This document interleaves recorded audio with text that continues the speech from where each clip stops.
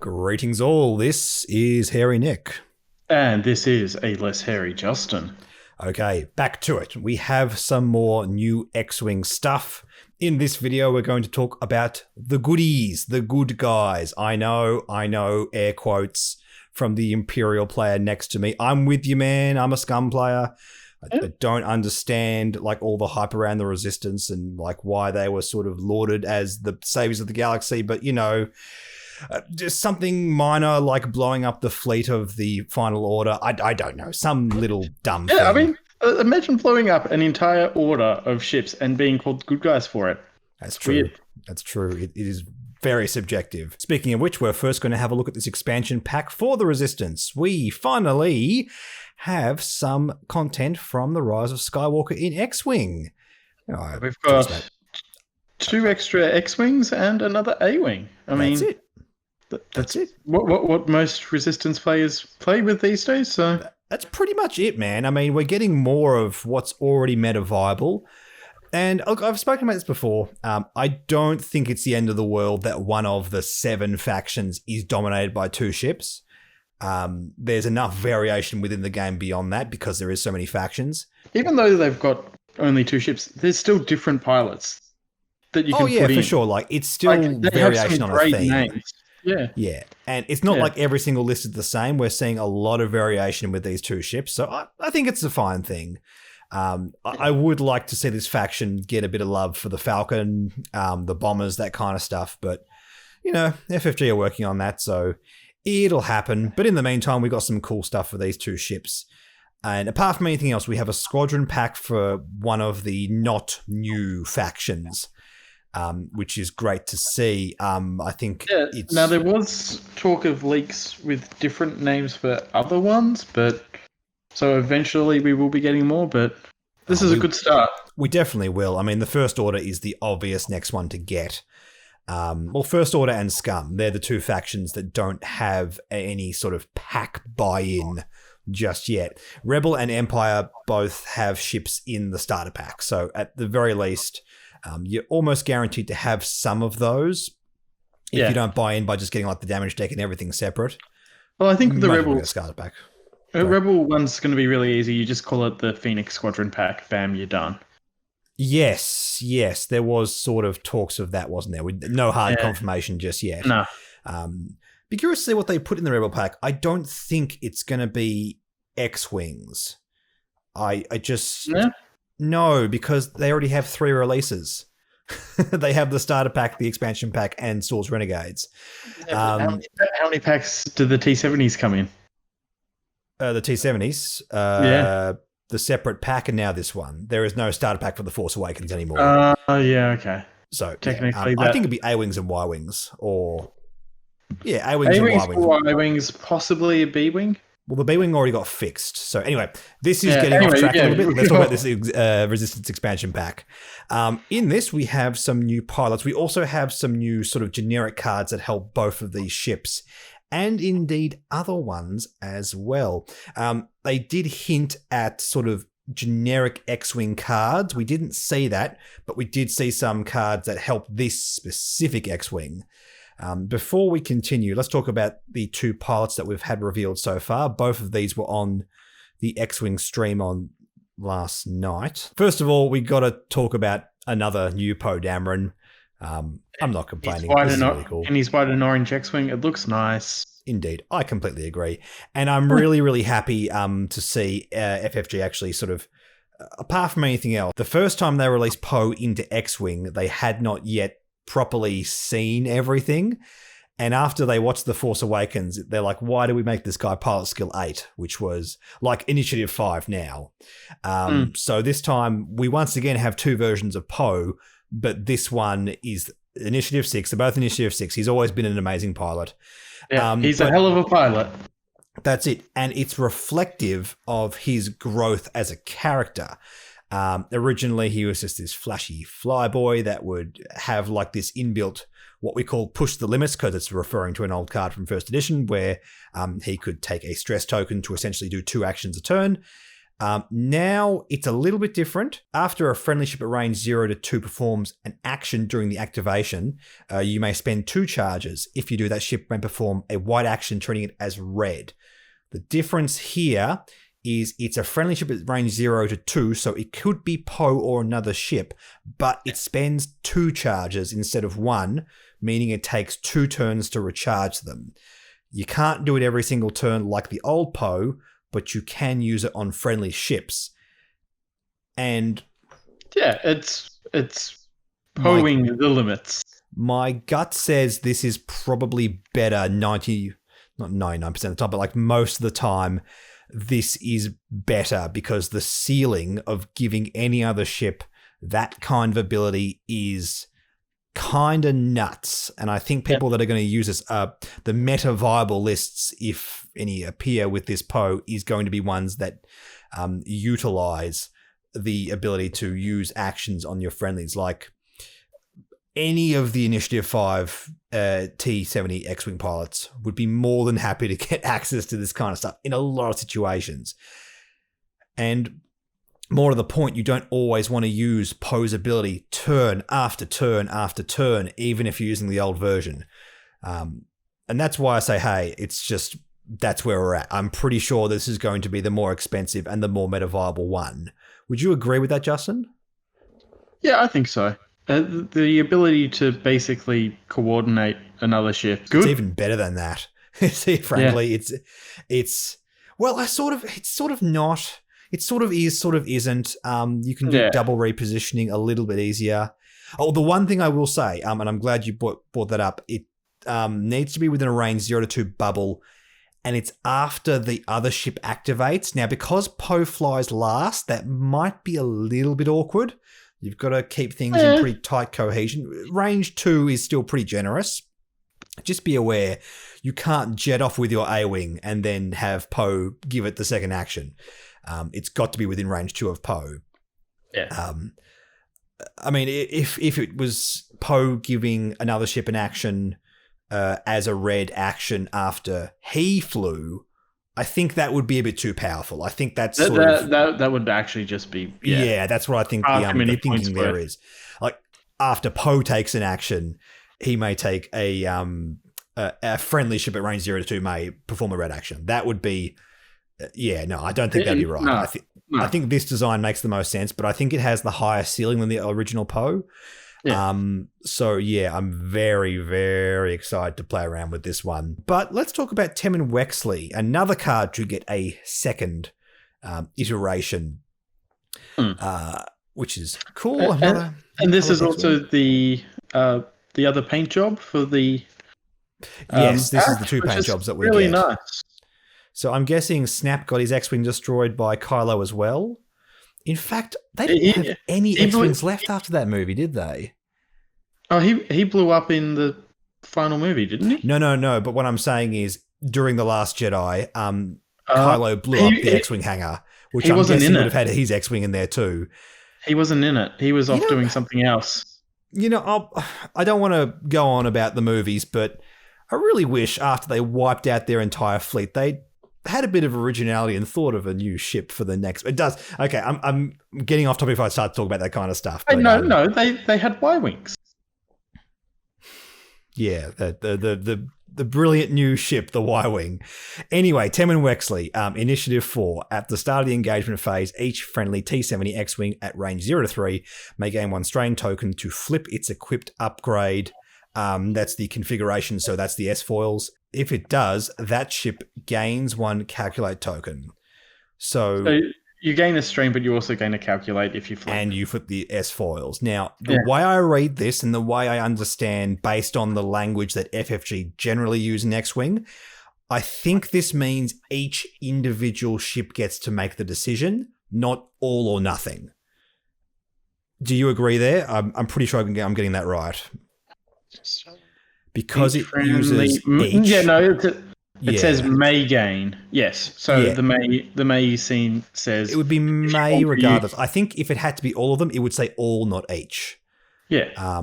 It's sort of a bit ambiguous using the word each, but I'm pretty sure you get to choose with every individual ship. So some can and some can't, and that's okay.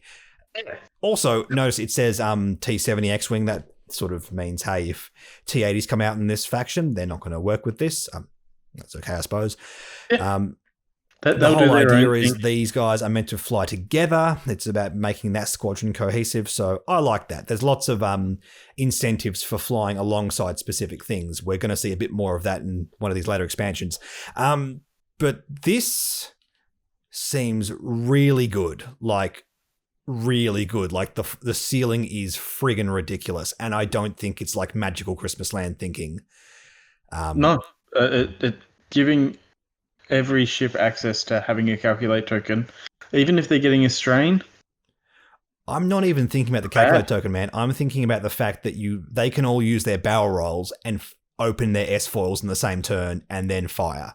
And even more to the point, if your S-foils are closed and you don't get that bullseye shot, so you would lose the dice, say on your lower initiative ships, for example, and your opponent has high initiative ships and they just outfly you, well, you just open the S-foils and get a calculate token. Yeah. Yeah. I mean, sure, you're getting shot at and you're going to be rolling one less green dice. Not. That's the thing.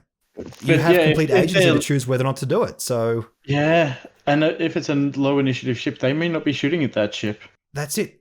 I just feel like the downside here is just completely manageable. Like, this just seems really legit. Even if it's just like a 3 of X-Wing build and you don't obviously have that magical Christmas land scenario where you can do it on like 4 other ships or, okay, it'd be like 3 ships, but you get my point. Even like just snap Poe and, I don't know, name another X-Wing pilot basically, like Elo or Near Num or something like that. Yeah, look, this looks legit. I'm not going to sugarcoat it. I think this looks really, really powerful. Sort of reminiscent to some of the shenanigans with Swords Renegades, how they can sort of pass focus and open and close foils and silly stuff like that. But we're talking about ships with way more power, firepower, ones that can brawl a lot better than the old X-Wings. So, yeah, look, keep an eye on Temin. I'm seriously up on this card. Yeah, no, I think this pack's going to make Resistance pretty viable. Indeed. I mean, they'll be more expensive, like they'll balance it out. But regardless, options are always good. Let's have a look at the upgrade cards that come with this X-Wing as well. Starting off with the Underslung Blaster Cannon, which was revealed on Asmodee USA's website.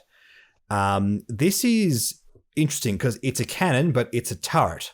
But T-70s can't get access to turrets, so this is the only gimbaled gun that they can get, I suppose. That's balancing out. Yeah. Kind of makes sense. Yeah, and sort of works like a little snapshot type ability. After enemy ship executes a maneuver, you may perform this attack against it as a bonus attack. The attack is attack target lock. Your dice can be modified only by spending the target lock for its regular effect. It is a turreted attack, so you get the rotate turret thing. You fire with 2 red dice at range 1, and the little missile symbol means there's no dice bonus, but why would that be? It's either they have that with 1 dice or they have the missile with 2 dice. It's always 2 dice and you only ever get that one effect. So there is a bit of setup involved, but this functions a lot like Snapshot. Now, there is something very important that you players must be aware of as well. You cannot use this and Snapshot in the same turn. It is hard baked into the rules of 2nd edition. You cannot do 2 bonus attacks a turn. So just be aware of that. I know it would be fun. I know ships would melt, but no, we don't want that. We don't want that. Yeah. But in any case, like a snapshot that needs a bit more setup. What do you think, Justin? What do you think? Well, provided that it's costed all right. Yeah, that's my thinking. It's not too bad because also snapshot is taking up one of your talent slots. So that's true. That's true. Yeah. You can use this with a different talent. Maybe there'll be some X-Wing specific talents to go with this. That could seem pretty good. Yeah. Also, speaking of with this X-Wing, with this card, it is Resistance X-Wing. So if they do the T80, this can go on it. Possibly. Correct, assuming the T80 has a cannon slot. We'll see. Maybe it just has a cannon slot. Maybe it doesn't have like the weapons hard point. Yeah, I'm curious to see what FFG do with the T80 when it does come out. It is worth pointing out that yes, you do have to rotate your turret and take target locks. So it is a bit taxing on the action economy, which is interesting alongside Poe Dameron. Now, Poe Dameron is something that helps you unlock your action economies, not just on himself, but your other T-70 X-Wings. So I would imagine this might be a bit challenging alongside just like generic T70s. But even if you just set it up at the start of the game to just put it either like left or right or something like that. Yeah, but you still have to take target locks. You still got to get the target lock as well. Yeah, but you normally take a target lock sometime throughout the game. That's true. No, I respect that. I respect that. Yeah. Even so, I still think you shouldn't forcing yourself to take a target lock to get that synergy. Like if you don't take a target lock, this is a dead card. So depending on what it costs, if it costs like 4 or 5 points, you don't want to just waste it.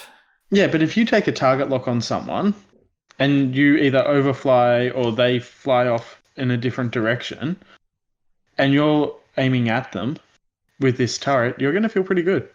Yeah, that's true. Well, I guess if you can catch them when they're trying to fly, like they're charging up your flank, you just keep it in the rear. Yeah, it could be interesting. Like I think it's going to be a very interesting card that will have higher ceilings with better players. Yeah. One more upgrade card we have with the X-Wing is the Overdrive Thruster. And this is specifically for the T70. When you perform a red boost, barrel roll, or slam action, you must, highlighted, can't get around it, use a template of 1 speed higher if able. So obviously, yeah, if you do a slam 3 hard, there is no 4 hard template. That's why if able is put on the end of that. Okay. But there is ways for this ship to do all of those actions. If you do a barrel roll and it's going to be a 2 and that forces you onto a rock, do you then go back and then do it as a 1? Or how does that work? You fail it. You fail it? You must use a template 1 speed or higher. And it's red, so you take a stress as well. So you got to be careful. Yeah. Big time. Okay. Big time. Yes, the ship can access all of these red actions through various shenanigans. A ship with black 1 can do the red slam. And when it comes to the boost and barrel roll, with the closed S foils, you have access to the red barrel roll. But also, Poe Dameron, as in the old or new one, on himself can do red barrel roll or boosts, whether it's on the card or whatever. Like he turns those actions red, so that's also applicable with this. Plus, he can give it to other ships if you use the new Poe Dameron. So you could theoretically pop this on another T70 of flying alongside Poe Dameron. I think just for the sake of synergy, you're generally just going to want to put this on Poe regardless, considering you don't need the other ship to unlock the ability. And you just go ham. Oh, yeah. And also, if it's only worth a couple of points, I think it's more likely then to go on to other ships, but realistically, you start with Poe and go from there. It'll be initiative based, which exactly right. Could mean if it's initiative based, then hey, it might be more tantalizing to take it on cheaper ships. But of course, this means Poe could do a 4 forward, then a 2 forward, all without slamming and attacking that same turn. So 4 forward, focus, boost. None of that. No, all of that. I am all about this. Oh god, I love just dumb like flyboy resistance nonsense like this. This is going to be good. This is going to be fun. Okay, no, sorry. I should preface that. It's not necessarily going to be good. It's going to be flashy. And sometimes that's better than being good. That's it. That is it. Let's move over to the Awing. We have one pilot revealed here. The Initiative 1 Merle Coben. While a friendly ship at range 0 to 2 performs a primary attack if you are in the defender's bullseye firing arc, the defender rolls 1 fewer defense die. That is bizarre. Flying intentionally into an opponent's bullseye firing arc. Well, as he says on the card, he is a distracting daredevil, so... I suppose. Yeah. He's like, look at me! I mean, rolling 1 fewer defense dice is legit. Like, it's powerful. But at the same time, it's Initiative 1. It's so hard to pull that off. You just go, hey, look at me. Like you charge right at a swarm. Yeah. And they were talking about this on stream. Like the whole value of this is It's not going to be expensive. It's an Initiative 1 pilot. The idea is like you fly this alongside Poe or Elo or Neon or like Lulo or one of the other A-Wings. And if they're shooting this, like you're doing a good job negating a lot of loss in points. Yeah. It's powerful. It's really powerful if it works. But Initiative 1, forcing the bullseye shot. I say this now. I'm sure it's going to happen. People will make it work. If we have lists that generally use like Blue Squadron recruits or whatever, like the Initiative 1 A-Wing is, which we do have, like flying around. Do you remember that list in our last tournament, which had that Initiative 1 A-Wing? There was a few lists. A lot of our patrons actually did that. I think 2 actually flew that same style of list in the same tournament. Yeah, and this might be a replacement for that Blue Squadron. So that could be very interesting.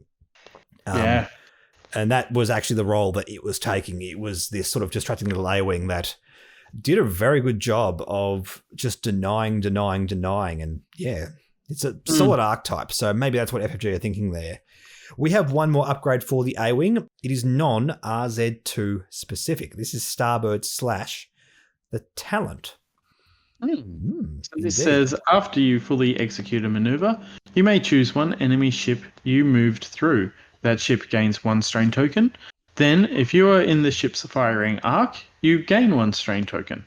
Yeah, we were just talking before how this is obviously way better on the RZ2 because they can fire backwards. So doing the old whoopsie fly through and shoot backwards trick that I so love with my fire sprays is good with this because A, you are able to use this with confidence, and B, you've got a ship that's going to shoot them and you're going to get value out of that strain token, which is good. If you use it on like an RZ1 from the Rebellion, you can still do K turns. Like it's not impossible to then get the shot on the ship, but it's obviously a lot more limiting. It's just for A-Wings. A-Wings all have 2 talents. Well, most of them do. I think this is going to be like that one on the second talent where you go, oh, do I have enough points? Maybe I'll put something interesting on. If it's relatively cheap, and I think it will be. Like, I don't think the upside on this is too crazy. No. Maybe it's costed against the frame. Maybe it's more expensive on RZ2s than RZ1s. That would be a great idea. That would actually, if that happens, kudos to FFG for thinking that through. Well, I mean, we'll see. Even like on Rebel Beef, like chucking this on Jake alongside a bunch of other stuff, like it seems decent. Alongside a couple of X-Wings with some nice big beefy attacks. I think it could be good. But yeah, the obvious application is RZ2s. Fly through, shoot backwards, take off one of their green dice. It just seems like a real solid strategy. Maybe you're telegraphing the fact that you're going to do that, but I don't think that makes it bad. No. I think at the end of the day, maybe you can juke out your opponent and not do it when they think you're going to do it and all that kind of stuff. I mean, that's half the fun of X-Wing. All that 4D chess. Indeed. Also, another, an upgrade that can go on multiple frames, which is not busted. It's a talent, so it is limited to... Well, it's not limited, I guess, because all of them have talents. But obviously, some ships get more talents than others. Not all the generics get 2 talents. So I think this is going to be interesting. Again, it's not just something that's going to fix the A-Wing. It's actually something that gives another option. And if we're going to get these generic things that can go across multiple frames, like the TIE upgrade that we saw before, which we'll see again later in this video, that's kind of the approach I want FFG to be taking. So kudos to them for doing that.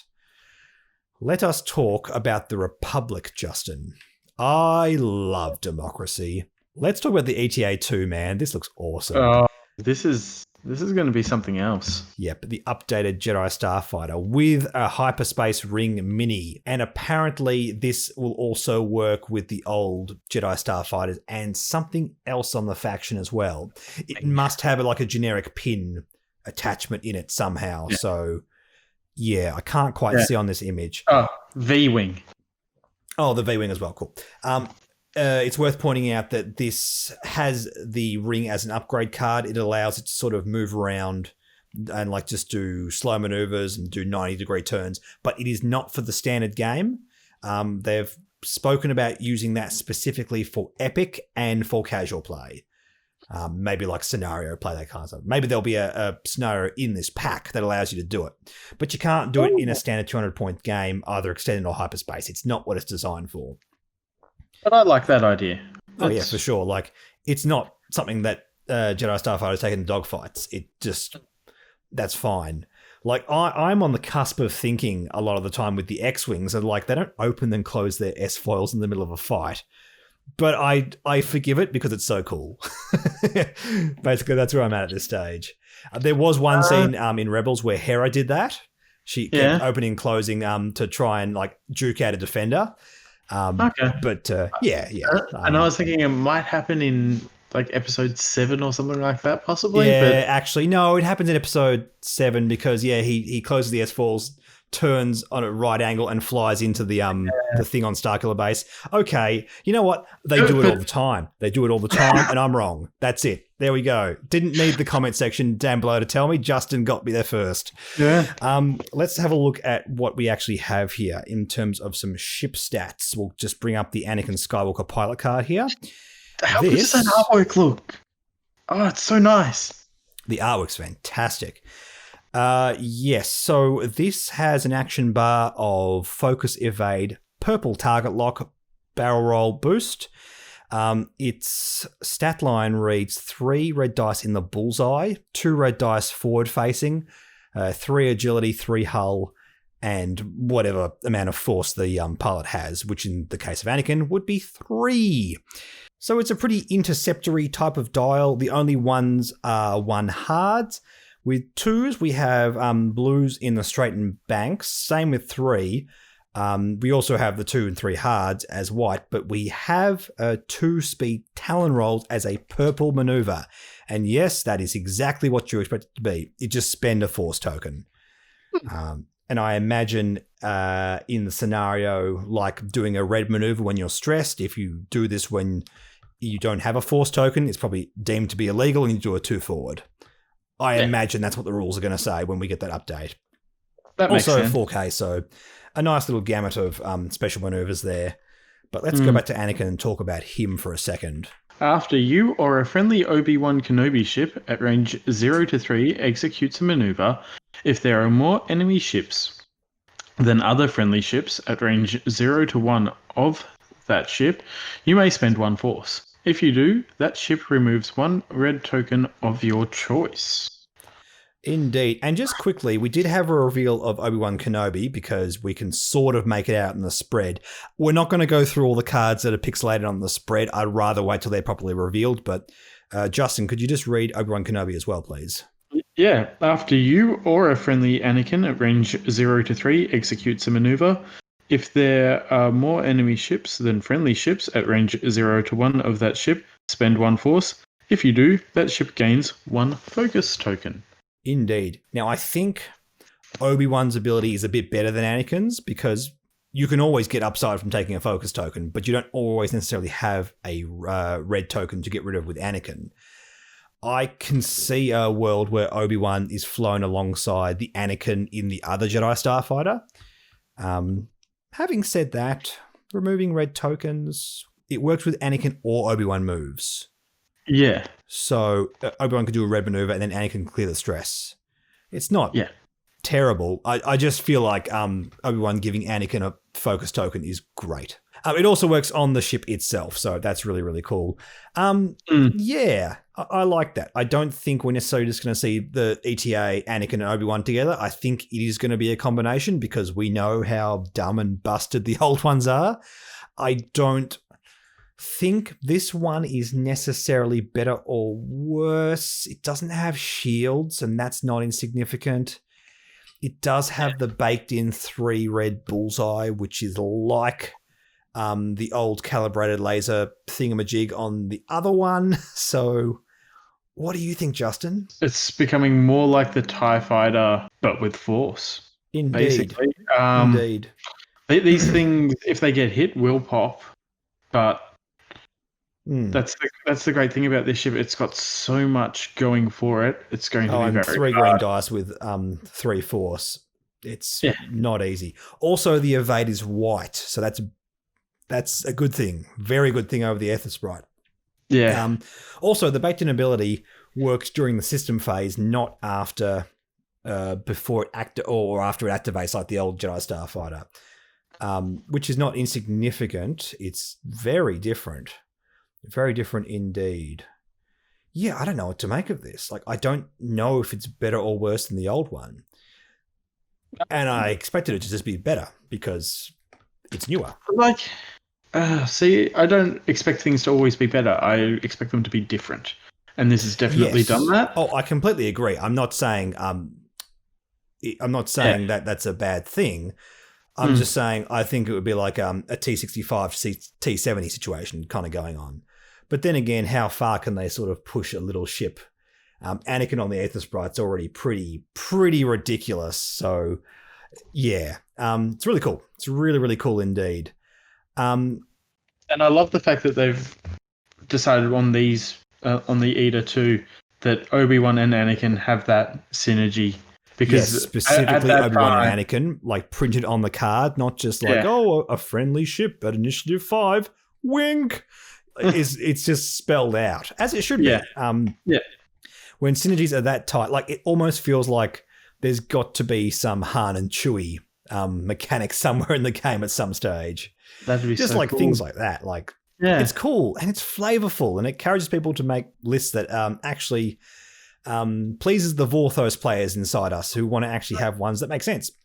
We had one more card spoiled from this pack. This is the light side force upgrade, Patience. Sort of like the flip side of Hate, if you will. At the start of the engagement phase, if there's enemy ship in your front arc, you may gain 1 deplete token to recover 1 force. So it's kind of like Hate, except they're more Hate's got a bigger patient. ceiling because Hate can generate multiple tokens a turn. Yeah. I think this is going to be good. Yeah, I think it's going to be very good. Depending on points value, yeah, it's going to be good. I would want it to be pretty cheap in the points because it is frustrating, specifically taking off a red dice when you have an enemy ship in shot. It's like, okay, I'm charging my laser. I'm getting there. But I just realized Patience, Anakin. If Obi-Wan has the Patience, he gets the deplete token. That's it. That's it. Well spotted. Well spotted. Oddly enough, who says Patience in the movie? I say Patience. That was Anakin, not Obi-Wan. So, FFG, you failed. No, I'm kidding. Looks awesome. No, very well spotted. Very well spotted. It's Obi-Wan flying, fighting Jango Fett in the asteroid field. Looks cool. Yeah, which was also a Delta and not the ETA. We also had the R2 Astromech reveal. Yes, we do indeed. R2-D2 on the Republic. He's finally there. Everyone's happy. Astromech, not a pilot. Yeah. And it reads, it's got 2 charges. After you activate, you may spend 1 charge and gain 1 deplete token to repair 1 damage card, recover 1 shield, or remove 1 device at range 0 to 1. This is so much. I mean, the flavorful thing, and FFG, when they were talking about this, was saying, hey, it can kill buzz droids. I mean, obviously that's what it's meant to be representing here. Specifically taking out buzz droids that are attached to your ship is really cool. That would be bad if it was the only thing it did because it would be too narrow. However, it can also repair shields and hull.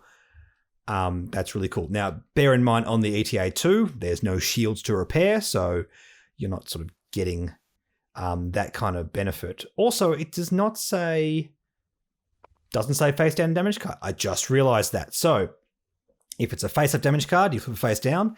If it's a face down damage card, you discard it. So there's even more versatility.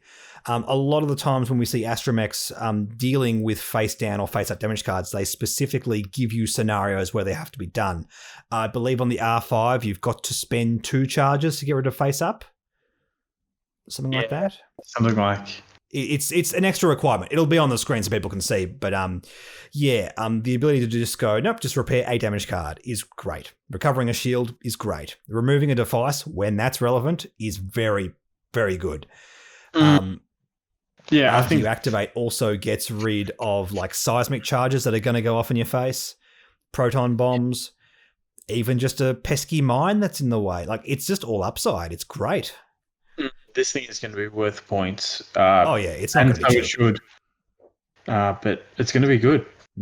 A lot of agency to do a lot of really cool things here. I dig R2.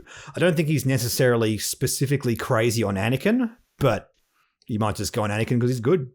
Value is value. Okay, one more ship for us to have a look at in this video. We are looking at the Vwing. Yes, now this was the prototype before the TIE Fighter actually came out. Yes, indeed.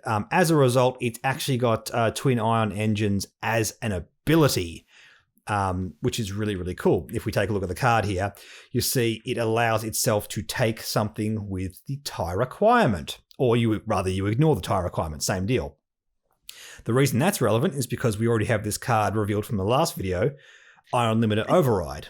And if anything else comes out later, like in first edition, we had like Twin Ion Engine Mark II, something similar to that comes out, it can take that as well. And having said that, it's not too similar to a TIE. It's got a target lock. It's got shields. So that makes it very different to a TIE. Very different to a TIE. And that's what I'm saying. So if there are upgrades that are TIE specific, as in can go on any TIE and not other ships, it's going to benefit from those in a very unique way. So watch out as new cards come out, which is kind of cool. Apart from all of that, the action bar is focus, target lock, red barrel roll, and boost into red target lock. Stats are 2 red dice at the front, 3 agility, 2 hull, 2 shield. The twin ion engine is baked in, and the dial allows it to take most of the 1-speed maneuvers, not the straight. All the 2 speeds are blue apart from 2K. Has access to all the 3-speed maneuvers as well, which is great. So it has access to all of the turns, and none of them are red. So that's one of the things that makes it similar to a TIE.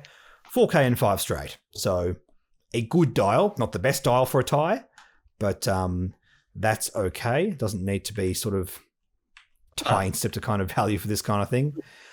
And we have a pilot revealed as well, Wilhulf Tarkin, which is, of course, Grand Moff Tarkin, who appeared in the Clone Wars show, and he had a bit of a relationship with Anakin, and they spoke about like, oh, I like this guy's idea. Like he goes into war and doesn't give a crap. I like this. Maybe I'll be a terrible person in my future.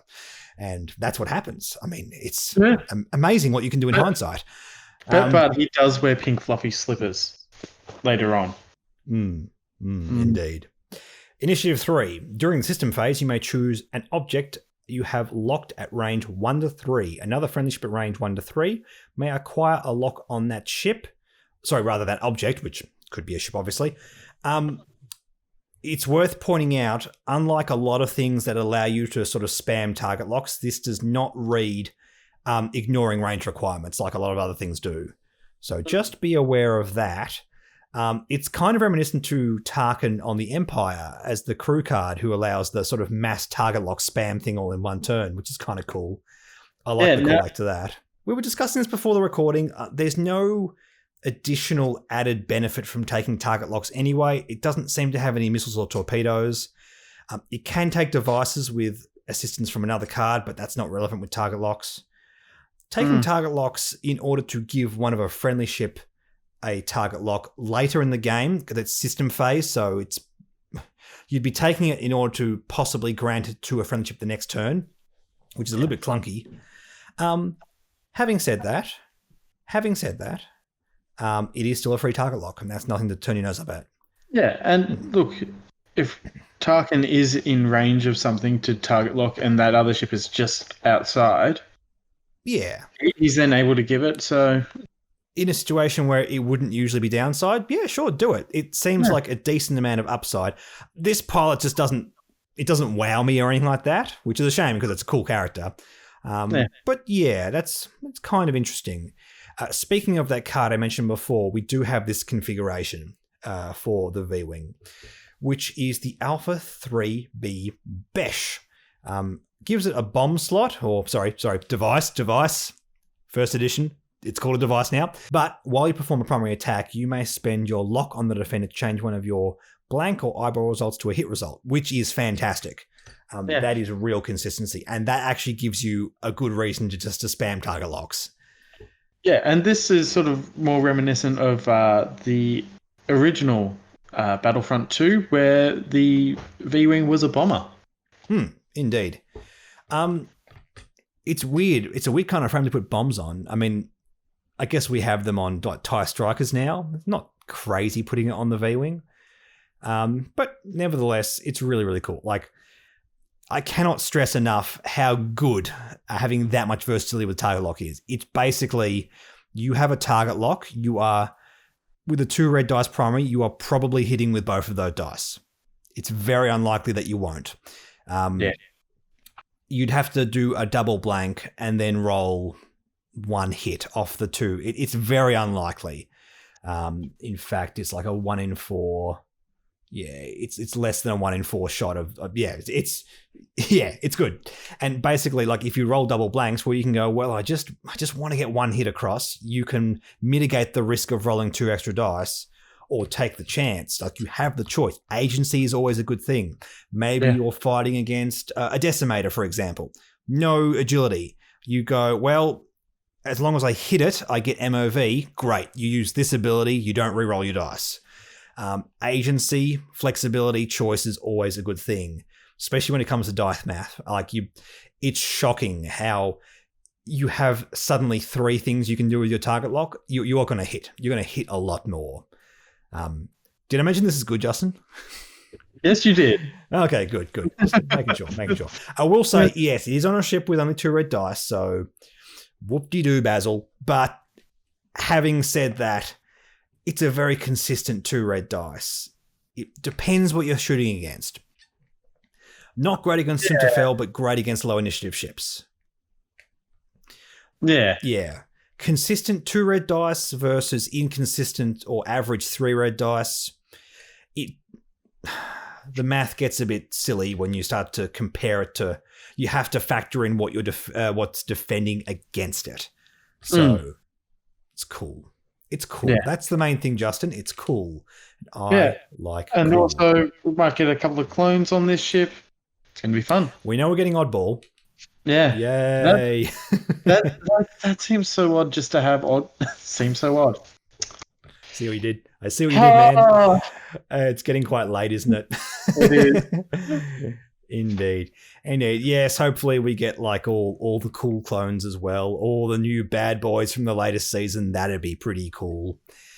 We'll see. But in the meantime, we have to have 5 different kinds of oddball. I mean, FFG have spoken. Look, in their defense, the dev cycle for this is probably way longer than people have been complaining about oddball. So it's okay. It's okay. But nevertheless, some cool looking ships. And in the next video of these, we're going to be talking about the other spoilers that we had for the ships that we already know about from Wave 7. So stay tuned for that. That'll be hopefully over the next day or so. There's a lot for us to get through, so bear with us. But I'm enjoying myself. Good to be talking about X-Wing again, Justin. So good to be talking again about X-Wing. I enjoy it. Anyway, thank you all so much for watching. If you'd like to follow the channel, do the subscription, comment, all that kind of stuff, tap the bell icon, all the things that makes YouTube go, hey, these guys are pretty serious about this. Let's give them more natural views. Algorithms. Also, social media down in the description below, and also the link to our Patreon, where we have a Discord where we chat about all this kind of stuff. We're running some tournaments during the lockdown. Lockdown in some countries, not in others. On that note, everyone, please stay safe.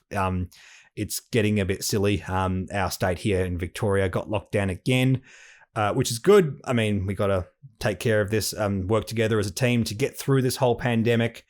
But like, especially everyone in the US, please stay safe. Take care of yourselves. Be good to each other. The world's a pretty scary place at the moment, so let's just chill out and talk about X-Wing. Anyway, thank you all so much for watching. We'll both catch you in the next video. Bye.